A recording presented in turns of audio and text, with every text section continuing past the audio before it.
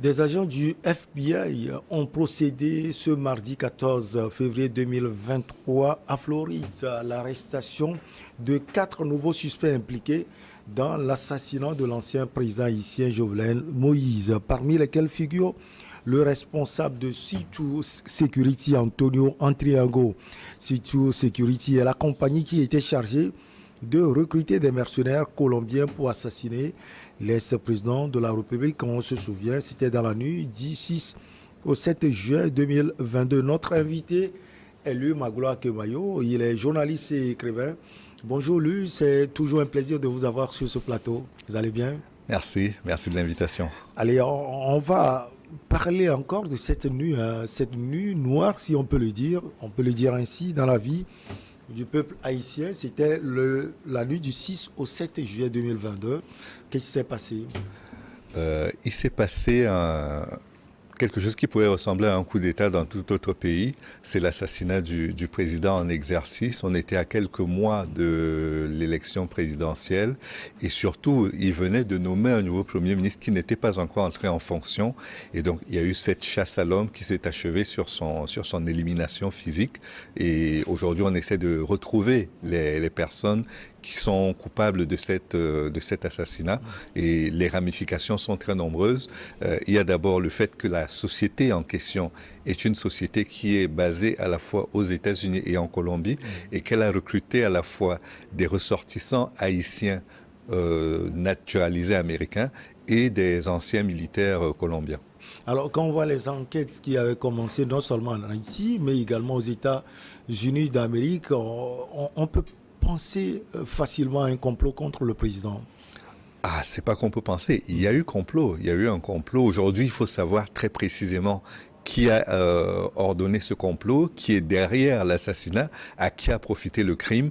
Certains pensent au Premier ministre, d'autres pensent à des mercenaires qui auraient simplement été engagés par rapport à la question de la drogue.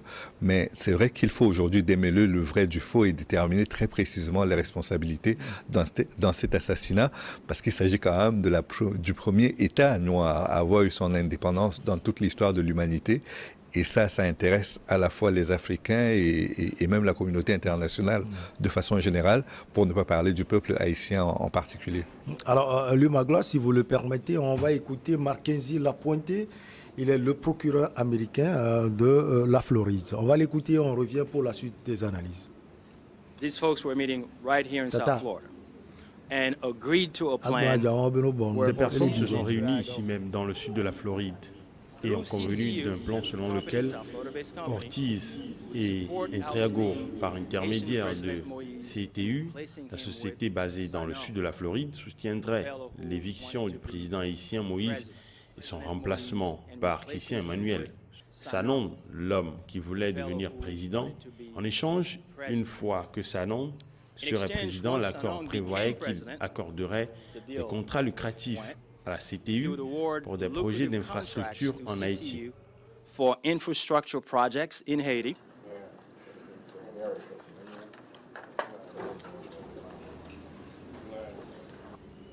Louis Magloire Kemayo, à partir de la sortie du procureur de l'État de Floride, vous avez d'autres éléments à ajouter sans doute?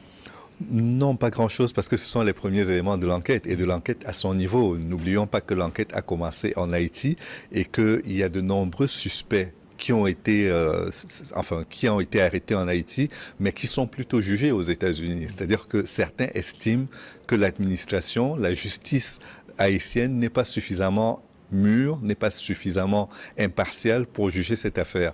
Donc il y a presque une mise sous tutelle à la fois de Haïti et de sa justice dans la gestion de l'affaire. Certains diront que vu que le gros des soupçons, le faisceau de soupçons porte sur les États-Unis et que les personnes impliquées dans le procès vivaient ou vivent aux États-Unis, il est presque légitime et normal que les personnes en question soient jugées aux États-Unis. Mais le fait est qu'il y a quand même une espèce de mise sous tutelle de Haïti et de son administration judiciaire dans la manière dont les affaires sont jugées. Alors l'assassinat est arrivé, le Magloire Kemayo, à un moment où le pays vivait des moments difficiles politiquement. Tout à l'heure, les suspicions ont porté également sur le Premier ministre. Qu'est-ce qui, selon vous, divise tant les acteurs politiques de ce pays? Il se trouve qu'en Haïti, il a été très difficile. Le pays a vécu pendant très longtemps, comme la plupart des pays d'Amérique à la fois latine et d'Amérique centrale, sous l'autorité des Américains. Il y a eu la période des dictatures de Baby Doc, puis avant cela des tontons Macoute qui protégeaient son père. Il y a eu des périodes d'instabilité politique et puis les États-Unis ont énormément contribué à la fois au coup d'État, à la fois au soutien financier du pays. Et puis, à un certain moment, on a eu l'impression que l'accalmie revenait. Et c'est là qu'il y a eu les catastrophes naturelles qui ont replongé le pays dans une forme d'instabilité très sérieuse. Et à côté de ça, vous avez également toutes les bandes armées qui exercent sur place et qui exercent surtout une ambiance de terreur sur la population. Et dans tout cela, vous avez des leaders politiques qui, par moments, s'allient avec ces acteurs du crime organisé ou alors qui vont chercher des liens beaucoup plus loin au niveau des États-Unis ou de la Colombie. Et comme vous avez une forte communauté haïtienne à la fois aux États-Unis et au Canada, ces communautés-là, par moments, utilisent leurs alliances avec les acteurs du crime pour imposer leur choix par la force au niveau de Haïti. Alors, selon les éléments de l'enquête aussi, on pense savoir que les gens ont fait cela pour avoir plus une ouverture sur Haïti, politiquement, économiquement et sur d'autres aspects. Disons que le crime, une fois que vous avez installé quelqu'un qui est à vos ordres ou qui vous doit sa présence au sommet de l'État, vous pouvez lui demander beaucoup de choses. Et ça, ce n'est pas le fait seulement de Haïti.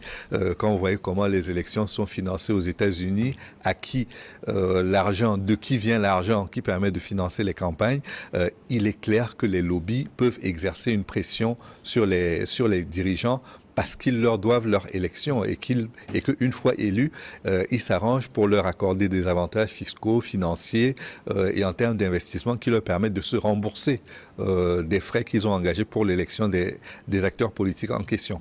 Mais au niveau de Haïti, le problème c'est que ça prend une dimension d'abord de violence inouïe et puis surtout une dimension de crime organisé. C'est-à-dire que ce ne sont pas uniquement des gens qui veulent des marchés, ce sont des gens qui veulent s'assurer de l'impunité et qui veulent surtout se servir de l'État pour arriver à leurs fins personnelles. Toujours aux États-Unis d'Amérique, l'Umagoula, on sait que 4 personnes ont été arrêtées et présentées, c'était le mercredi 1er février 2023, à un juge fédéral à Miami. Et tout se fait finalement aux États-Unis d'Amérique et la justice haïtienne elle-même. La justice haïtienne, malheureusement, n'est pas assez forte et pas suffisamment indépendante pour juger. C'est le constat auquel tout le monde arrive. Mais est-ce que la solution, c'est de juger tout le monde à l'extérieur? Est-ce qu'on ne peut pas créer une justice ad hoc au niveau même de Haïti, faire venir des juges indépendants en Haïti et juger tous ces suspects sur place? Parce que, mine de rien, les juger à l'extérieur, c'est à la fois disqualifier la justice haïtienne et ne pas lui donner de chance de grandir. Or, si on est arrivé aujourd'hui en ayant établi le constat que les influences, les protecteurs ou les initiateurs de ce crime sont peut-être au sommet de l'État et qu'il faudrait organiser une justice sur place qui soit capable de dire le droit et de faire qu'une fois le droit dit, les personnes concernées soient, une fois qu'elles ont écopé de leur peine, la purgent de la façon la plus normale possible. Si on ne fait pas cela, je ne vois pas comment on donne une chance à la justice de Haïti de grandir et de se hisser aux standards internationaux en matière de gestion des libertés et des droits individuels et collectifs. Alors, un an et demi presque après l'assassinat du président Jovenel Moïse, qu'est-ce qui a changé dans le pays? Il faut préciser que c'est dans la nuit du 6 au 7 juillet 2021. L'enquête continue. Malheureusement, la situation de statu quo dans laquelle on était reste telle qu'elle. Et ce que l'on s'attend à voir, c'est peut-être qu'il y ait une situation soit de transition inclusive, c'est-à-dire que les acteurs politiques arrivent à s'entendre sur un minimum qui permet de gérer le pays jusqu'aux prochaines élections et que ces élections-là aient lieu. Si on arrive à faire au moins cela, peut-être qu'on arrivera au moins à stabiliser sur le plan politique et social le pays. Mais c'est que pour le moment, on n'en voit pas le bout. Le Premier ministre est resté en fonction, il continue de gérer le pays, mais on n'a pas une gestion qui ressemble à quelque chose de consensuel, de collectif, de transitoire, qui mène à une élection qui ne sera pas contestée après-demain pour des raisons partisanes. Est-ce qu'on peut attendre une certaine coordination entre la justice haïtienne et celle américaine pour traiter le sujet, ou bien les États-Unis vont vouloir tout faire? Je pense et puis, est-ce que cela cache quelque chose? Non, je crois que la justice haïtienne aura droit à une part très marginale du dossier et que la justice américaine prendra le gros du dossier parce que, mine de rien, vous êtes dans un pays où c'est la Colombie qui est mise à l'index. Les mercenaires qui ont été engagés sont d'anciens militaires colombiens et les États-Unis luttent contre le trafic de drogue à la fois en Colombie mais dans l'ensemble des pays d'Amérique latine et d'Amérique tout court, du continent américain pour faire court. Et donc, vu qu'on a cette dimension qui donne une quasi-capacité d'exterritorialité à la justice américaine, je pense qu'elle rapatriera une grande partie du dossier sur son territoire et que par moment, même quand les personnes auront été jugées en Haïti, elle demandera leur extradition vers son territoire.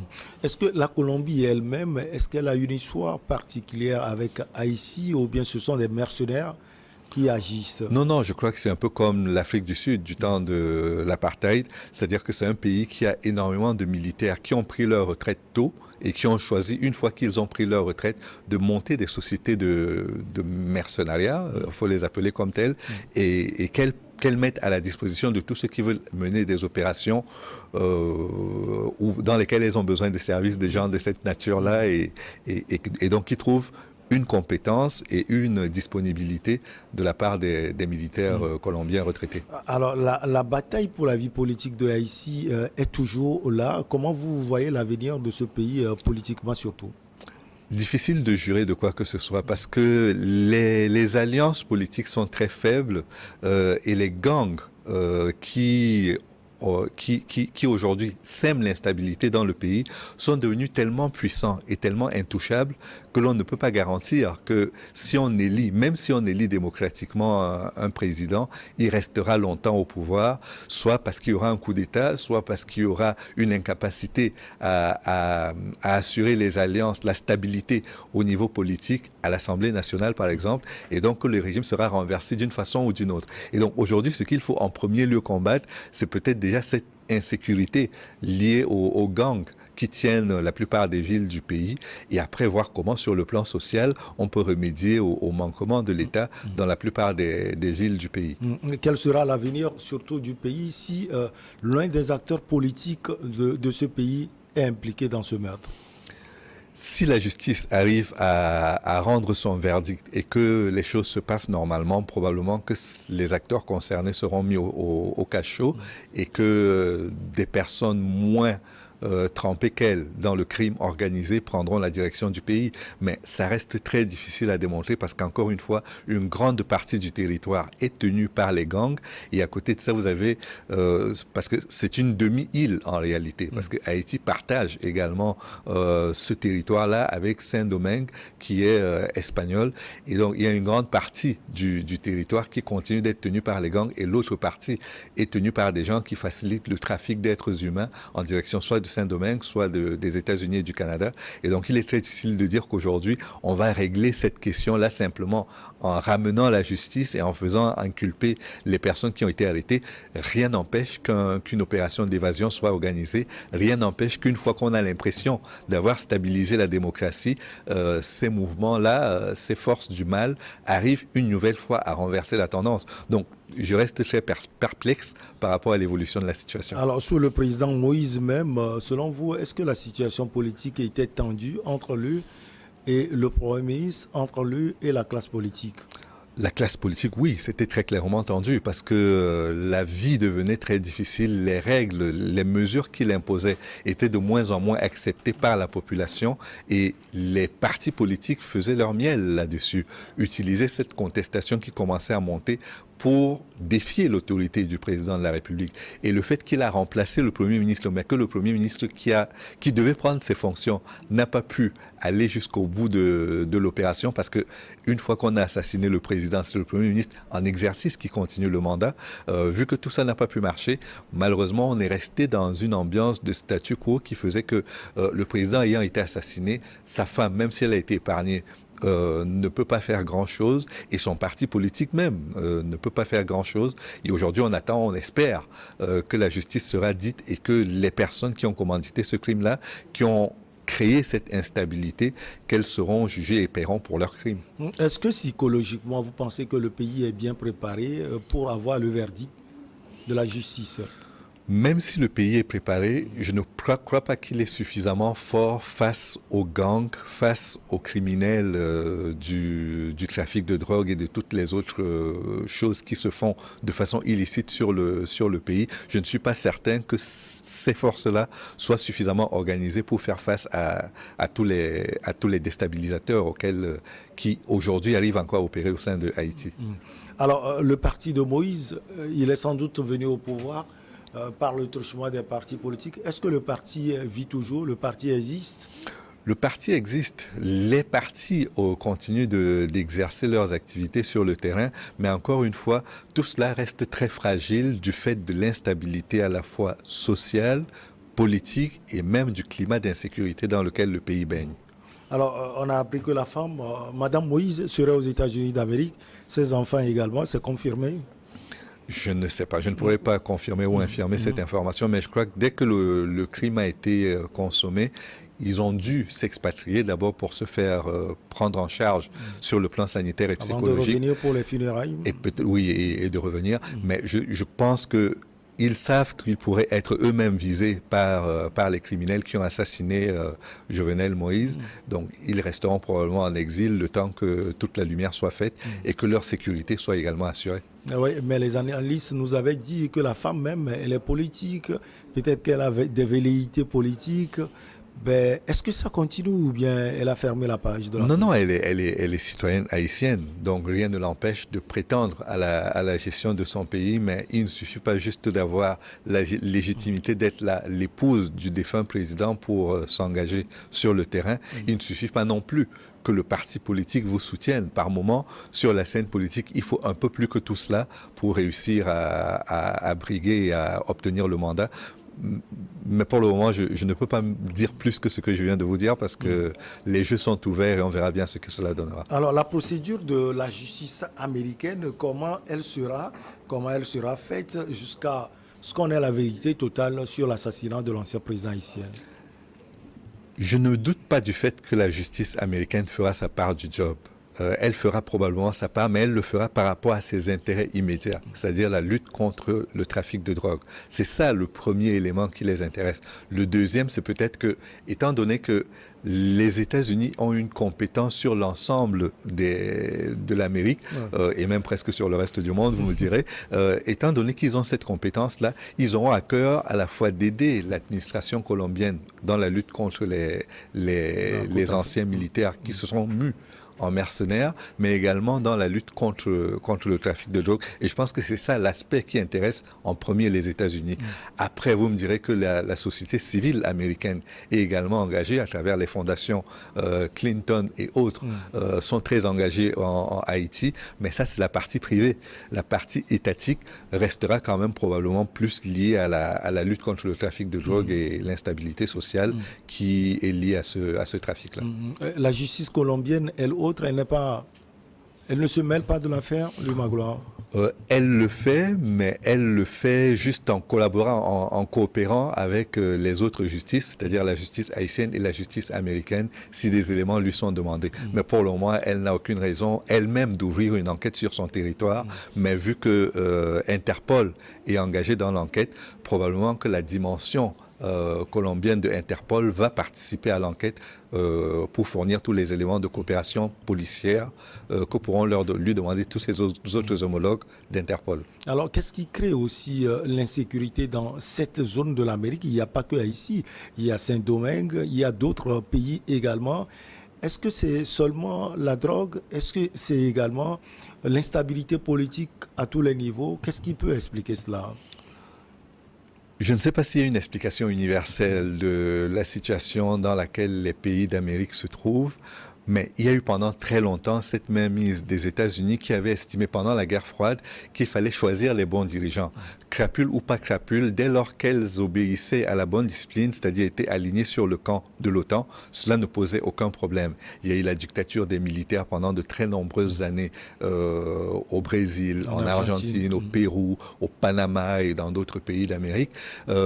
Après, tout cela a changé avec la victoire de la gauche. Il y a eu une période pendant laquelle la gauche a repris du poil de la bête dans ces pays-là. Il a même acquis le pouvoir de gérer le pays. Mais la parenthèse a été très vite refermée, même si elle se rouvre aujourd'hui avec le Brésil où Lula est revenu à la tête du pays. Mais les Américains ont eu une telle emprise sur ces pays-là que par moment, même s'il fallait aider des trafiquants, les États-Unis, à travers le FBI ou la CIA, ont aidé ces dirigeants-là à se maintenir au pouvoir. Et aujourd'hui, ils ont une connaissance plus fine de ces trafiquants-là et de leurs ramifications sur le terrain que n'importe qui d'autre. D'ailleurs, ils ont arrêté le président panaméen en exercice alors qu'il était encore président. Ils sont venus l'arrêter pour aller le juger aux États-Unis. Il y est jusqu'à présent.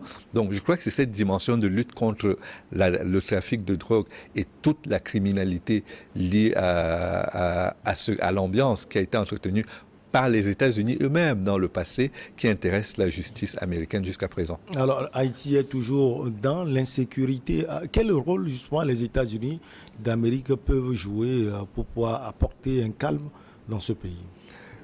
Je ne sais pas si un pays à lui tout seul pourra ramener le calme en Haïti. Haïti, ça fait de nombreuses années aujourd'hui qu'elle recherche un point de stabilité. Dès son indépendance, elle a dû payer un tribut très lourd à la France pour garder son indépendance. Après, il y a eu toutes les pressions liées aux guerres d'influence que les différents pays exerçaient sur Haïti. Et donc aujourd'hui, le pays est devenu presque ingouvernable.